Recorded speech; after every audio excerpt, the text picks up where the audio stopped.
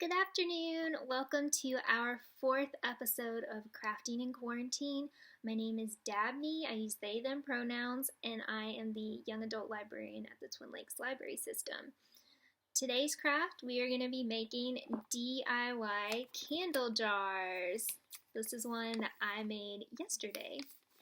So for this craft, there's several different ways you can do it, and I'll just kind of walk you through those, and it'll depend sort of on what materials that you have at home. But on the most basic level, what you're going to need is a jar. So you can have a glass jar or a plastic jar, and these are just ones. This was a salsa jar. This was a vegan mayo jar. This is a jam jar. So if you've got any jars laying around, if you have some stuff in the fridge that's almost empty, and then when it's done, save the jar for your craft. I will say, we also have candles we're going to need for this. So we have a real candle, a little tea light, and this is obviously a fake plastic candle, and you just switch it on, and it's got a light. So if you're going to use a plastic jar, you will need to use a fake candle. Do not put a real candle in here because plastic melts and you'd have a situation. So, fake candle in plastic jar, real candle in the glass jar, or you could put a fake one in the glass jar. So those jars, candles, you will also need you might need a pair of scissors, or you might not. But I have scissors for mine. You'll need either glue or tape, and you'll need something to color with, so markers, or I have a lot of Sharpies that I borrowed from the library. And you might need a pencil. I used a pencil for mine. Okay, so to get started, when I was trying to think of what I wanted my candle jar to look like, I was thinking, you can freehand draw your design, or you could write something, and we're going to actually do that in a minute. But this one, I used art from the covers of some books I really love. So, The Lost Future of Pepperharrow, which is the sequel to The Watchmaker of Filigree Street. And by the same author, Natasha Pulley, is the Bedlam Stacks. So these are three of my favorite books. I love the cover art so much. So what I did is I got actually a piece of tissue paper, which I forgot to say. If you have tissue paper laying around, get all of it. Get white tissue paper, get colored tissue paper, get it all. If that's okay with, your family, that you take all their tissue paper. So to get started, I tore a sheet of notebook paper in half, and I wrapped it around my jar, because this is a small jar, just to see, would it fit all the way around. And then I took a piece of tissue paper, laid it over the notebook paper, and cut it to be the same size. And with the tissue paper, I'll just show you with a plain piece, I put it over the top of the book, and as you can see, when you stretch the paper taut over the book, it's really easy to trace this. So I traced it with my pencil, and I kind of, arranged the different designs as I went, and kind of traced the things I wanted from the book covers. I did try it at first to trace with just notebook paper over the covers, and I couldn't really see the designs that well. If you're trying to trace something with notebook paper, it would need to be something with really strong dark lines. One thing I've seen people do is you could, tape your picture to the window, then tape your piece of notebook paper over that, and trace that way. it like kind of acts as a DIY light box. So that's an option. But I traced all of my designs I wanted with pencil. Then I laid the tissue paper on top of my notebook paper. And I traced what I did in pencil with this Sharpie, because it has a fine tip. And that worked really well. And as I was doing it, it was bleeding through onto my notebook paper, and the design was still really clear. And after that, I colored it. I was kind of going off the colors used on the book covers a little bit. And then, like I said, when I was done, it had bled through to the notebook paper, and I thought, you know, that looks really cool. So either way, you can do your jar. You could do like the notebook paper version or the tissue paper version. The tissue paper is a lot cleaner and sharper, at least mine was. So whichever one you want to do. And if we have time at the end of the video, I'll show y'all what these look like in the dark. I did post a little preview, like 20-second video on Instagram of these, like with a candle burning, and it is really pretty. I liked it a lot. So, really quick, we're gonna do like a freehand drawing to put on a jar. So, let's see. What jar should I use? I might use this one. So I'm gonna wrap my notebook paper. Let's see. This still has sticky residue on it, but that's fine. You just want to take off whatever paper's on there. Make sure your jar is like clean, like washed out really good. You don't want it smelling like, I don't know. So I'm gonna cut here. I don't know if y'all can hear that rustling noise in the background, but that's my cat getting into a whole pile of tissue paper. She's really bad. Bad cat. Alright, so I've trimmed this, and let's see. The top of the jar is actually just about at the red line.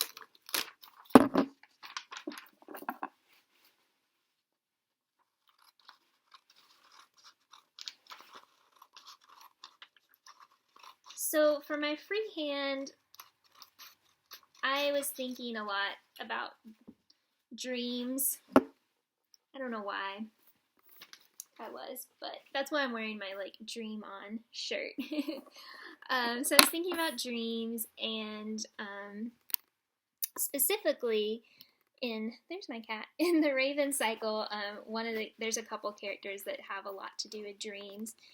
And so I thought, you know, for this jar, I wanted to do a quote from that. So let's see. I'm going to try this Sharpie and see if it works. Some of these aren't the best. Before I do that, I'm going to put a piece of paper under this notebook paper, because Sharpies are great, but they bleed through. So my quote is, reality's what other people dream for you. I'm going to try my hand at cursive.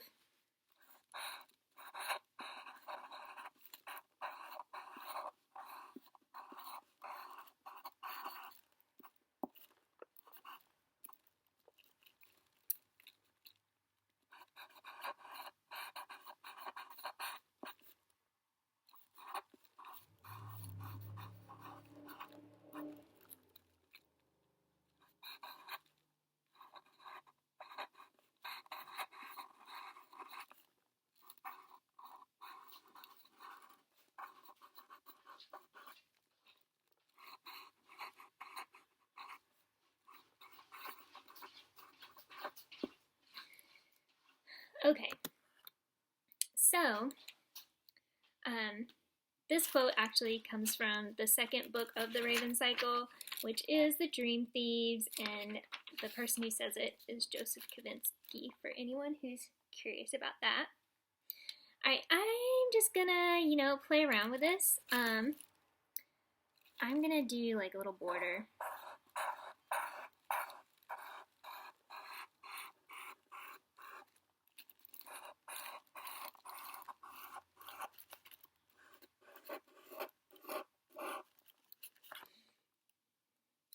And one of the things that happens in this book, like no spoilers, but it kind of, the plot accumulates on the 4th of July, and there's a huge party and lots of fireworks. So I'm a huge nerd, and I'm gonna make mine, my background be fireworks. But like I said, you could do whatever you want for this. You could trace, pictures that you have. You could trace, magazines. You could print out like a coloring page and, color that and glue it to your jar. You know me, I'm a librarian and I love books, so everything becomes book related. You know what, I might put some stars in here too, because dreaming stars. Another quote I almost did was from Shakespeare. I think The Tempest. It's, we are such things as dreams are made of, and our little life is rounded and asleep. That's kind of sad. So I was like, no, I'm not going to do that. Oh my goodness. I love watching fireworks. It's the best thing about the 4th of July is all the fireworks. Okay. And you kind of want to pick really good, strong colors for this, because think about how the light is going to shine through this. And like I said, this is just a very basic design. You could spend as much time on this as you want. And then, the thing is, since we are doing paper that's going to be taped to our jar, you can make a lot of these. You can make all different kinds of designs and like switch them out. These would be fun gifts for people.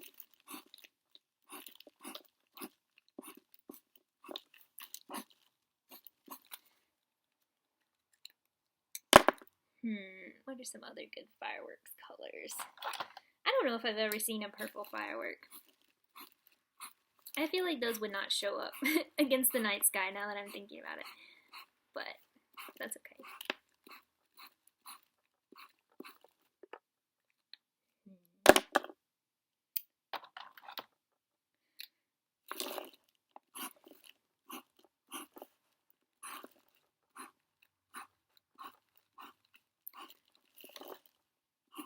Okay.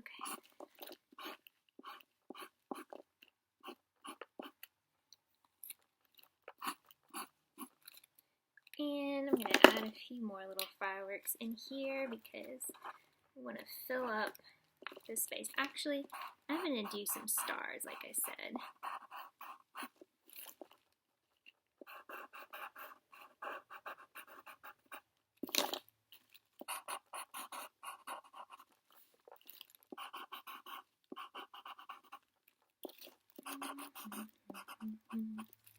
While I'm coloring this, I just want y'all to know I'm actually doing the Slice of Life video this Friday. I know it's Abby's turn, but I am going to be doing it, and we're going to take, if all goes well, we're going to take a virtual hike out to one of my favorite trails in the area.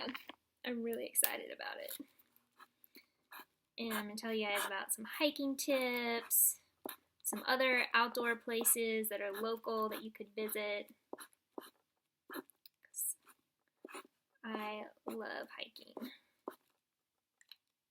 Okay, we need one more color. I'm gonna do teal.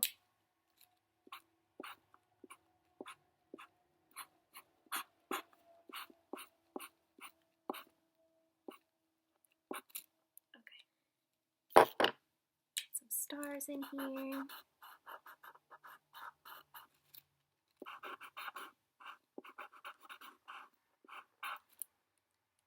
Alright. And you know, this is very, very quick and easy and basic. You could definitely make something more complicated than this, but we only have like 15 minutes of video time, which I've actually gone over already. So I'm just going to tape this.